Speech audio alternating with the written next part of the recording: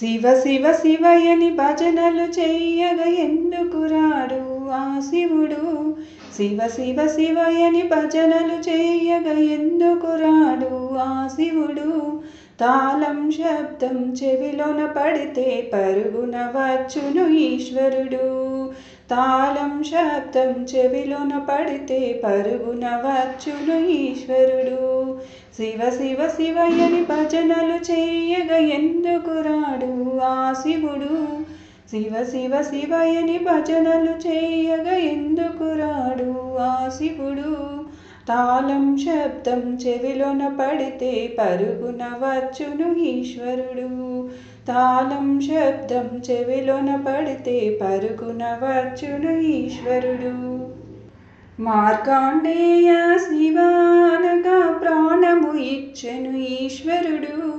అంతటి భక్తి మనలో ఉంటే పరుగున వచ్చెను ఈశ్వరుడు.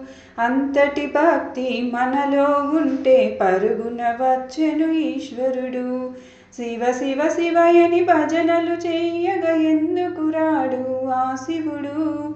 శివ శివ శివయని భజనలు చెయ్యగ ఎందుకు రాడు ఆ శివుడు. తాళం శబ్దం చెవిలోన పడితే పరుగున వచ్చును ఈశ్వరుడు. తాళం శబ్దం చెవిలోన పడితే పరుగున వచ్చును ఈశ్వరుడు. సురలు వేడి శివానగా గరళము దాచెను కంఠములో.